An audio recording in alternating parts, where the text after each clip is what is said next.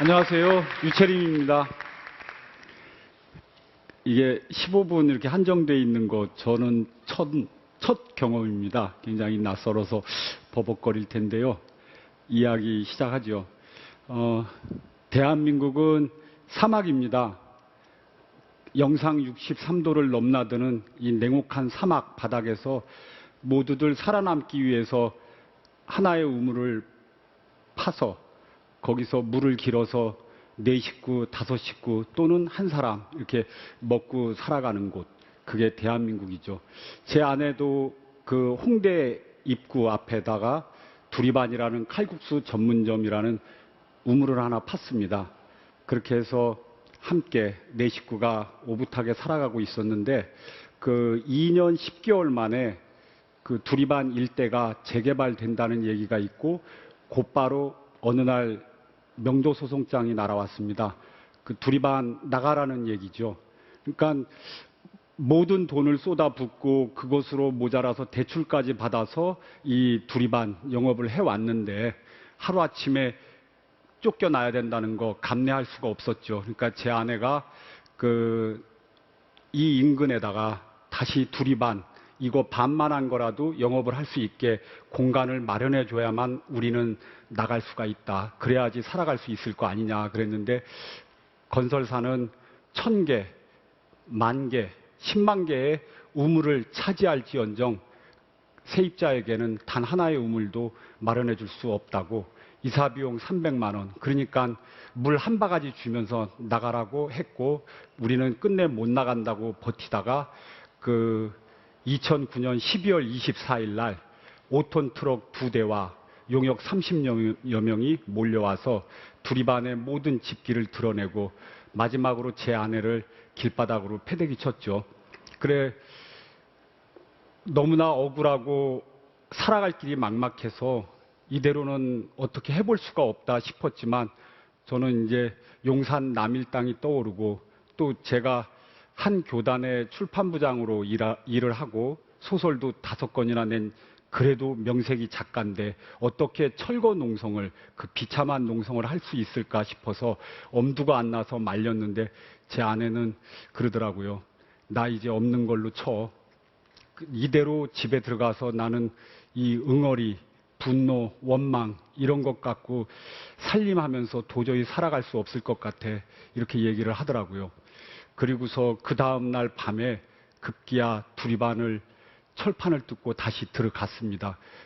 저는 명색이 가장이니까 겁도 나고 그랬지만 제 아내 보호하려고 줄레줄레 이제 따라 들어갔어요. 그래서 농성을 이제 시작하게 됐는데 정말 2009년 12월 24일 이후 겨울은 지독하게 추웠고 너무나 무서웠어요. 밤에 칼바람이 불어서 철판 흔들리는 소리가 들리면 용역들이 대기하고 있는 게 아닌가, 용산 같은 사태가 두리반에서 또 벌어지는 건 아닌가, 정말 무서워서 문을 걸어 잠그고 있는데도 공포에 질리게 되고 한 일주일쯤 지났을 때 우리 한국 작가회의 대변인이 찾아왔어요. 그래서 이런저런 얘기하다가 마지막에 그런 얘기를 하더라고요. 선배님, 작가는 어떤 식으로 싸울까요? 그래서 뭘 어떤 식으로 싸워? 그랬더니 작가는 작가의 방식으로 싸우겠죠. 그런 얘기를 마지막으로 건네고 이제 나갔습니다. 근데 그 소리가 굉장히 충격적이었어요. 저는 그때까지 철거민으로서 부끄럽고 공포감에만 휩싸여 있었는데 그 한마디에 맞아, 내가 작가였지. 작가로서 이 철거당한 억울함을 토로한다면 얼마나 많은 사람들이 호응해 줄 것인가, 그런 생각을 하게 되면서 그때부터 닥치는 대로 언론이나 잡지나 이렇게 기고를 하기 시작했습니다.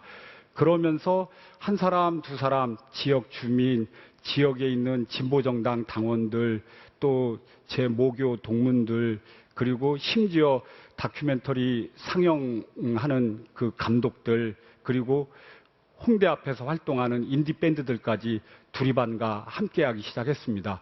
그러면서 두리반에서 이렇게 공연, 영화 상영, 또 무슨 월요일 하늘지붕 음악회 해서 또 다른 공연, 칼국수 음악회 해서 금요일 날 또 다른 공연, 또 촛불을 켜는 그리스도인 제가 회원이라서 그 그리스도인들이 와서 또 목요일마다 예배를 드리고 매일매일 문화 행사가 이렇게 벌어지게 됐는데, 가장 두리반의 중심축이 돼서 두리반의 문화 예술 운동을 이끌어 간 것이 토요일 날 인디밴드들이 공연하는 토요일 두리반 사막의 우물 두리반 공연이거든요.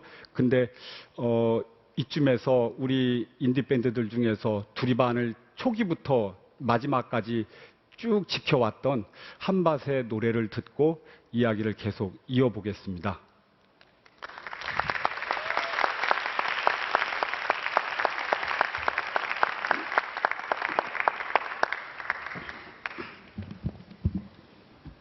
마네킹이라는 노래입니다.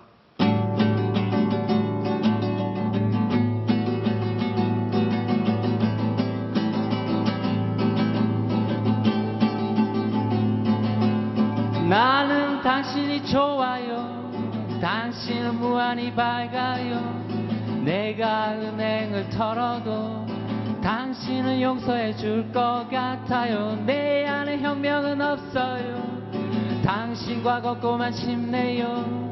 내가 무슨 말을 짓거려도 당신은 조용히 웃고 말겠죠. 나는 당신이 좋아요. 하지만 작업은 아니죠. 내가 무슨 짓을 해도 당신의 진심을 알 수 없어요. 난 두리반 그대는 사막의 우물이 되었고, 두리반 그대는 승리의 우물이 되었죠.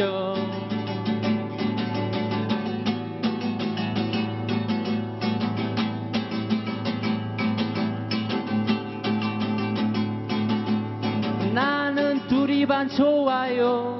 두리반은 무한히 밝아요.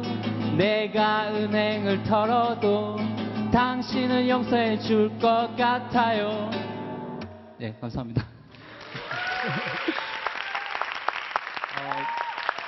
예, 두리반의 일이 남의 일이 아니라고 생각했습니다. 그래서 실제로 두리반에 와서 공연을 하고 남의 일이 아니었습니다. 그리고 기도 많이 했습니다. 두리반을 위해서.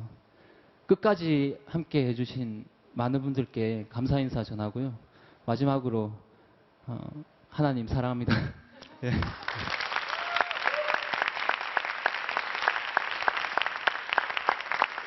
이 마네킹에는 원래 사막의 우물 두리반 이런 가사는 없습니다. 이렇게 즉흥적으로 넣었는데 그 인디밴드들의 모습이 여실히 이렇게 드러나는 장면이 아닌가 싶어요.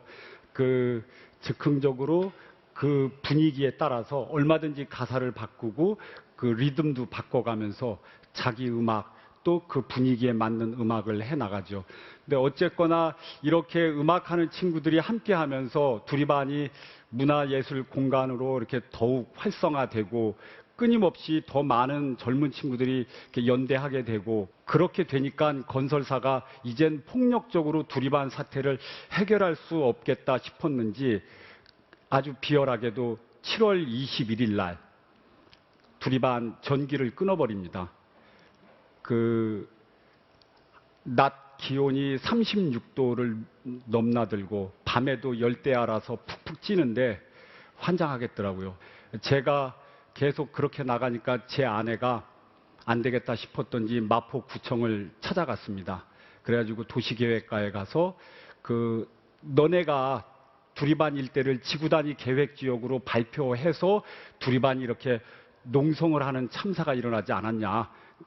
이거는 마포구청이 해결해야 될 문제인데 일단은 단전 문제라도 해결해 다오. 그리고서 그때부터 농성을 시작을 했는데 일주일 동안 구청 밖으로 나오지를 않고 구청 안에서 농성을 한 끝에 급기야 이제 구청장이 경유발전기를 보내주겠다 하고 이제 농성을 풀고 돌아오게 됐죠.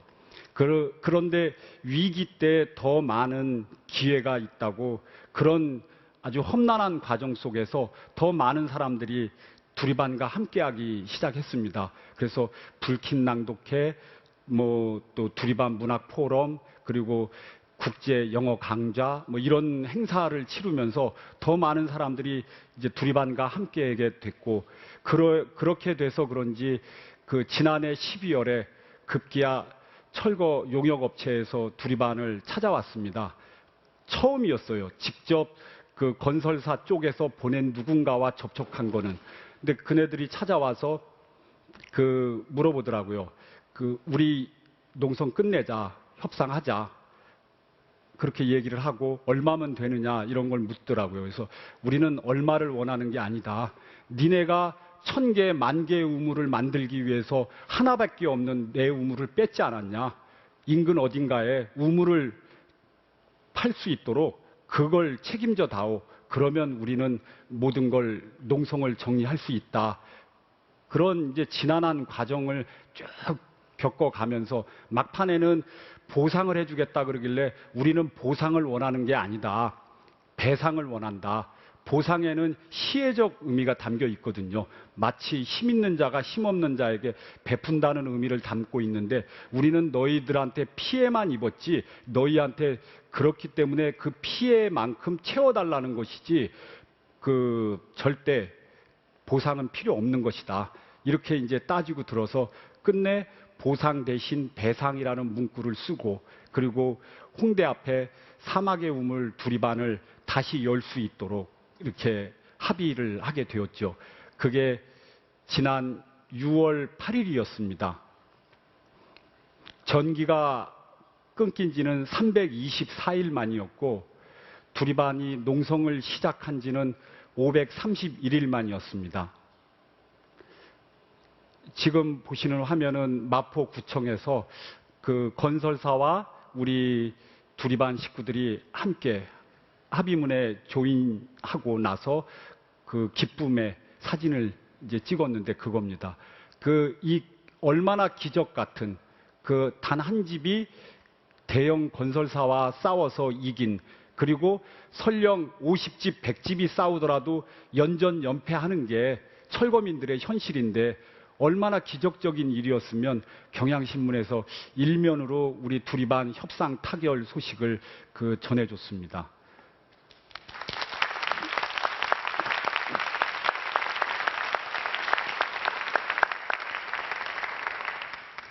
지난달 그래서 25일 날은 두리반에서 그 마지막 축제를 열었는데 그때 CBS 측에서 그 인터뷰를 따갔습니다. 이 자리에서는 그러면 그 인터뷰를 한번 보도록 하겠습니다.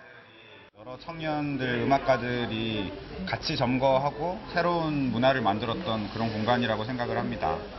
막 학교를 안 다니고 계속 아무 데나 돌아다니면서 공부하고 싶은 것도 하고 놀고 싶은 것도 했는데 두리반에서 배웠던 게 학교에서 배웠던 것보다 더 많은 것 같아요. 친구가 일단 큰 일을 해내고 고생을 끝냈다는 것 자체가 일단 큰 위안이 되는 그런 곳입니다.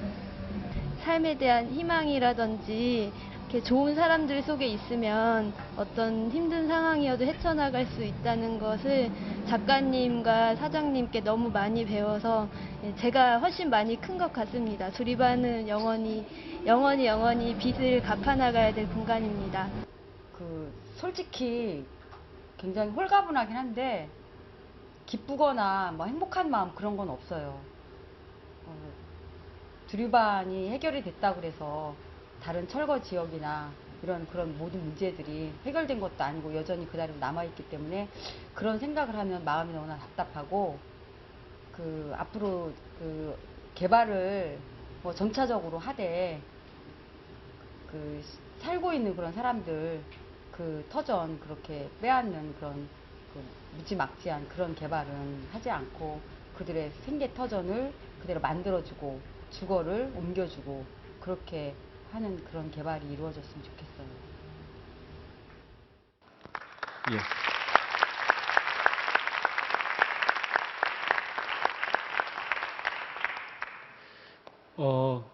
건설사에게 두리반은 분명히 전복적인 공간입니다.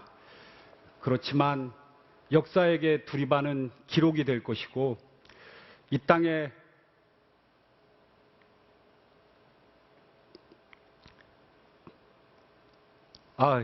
제가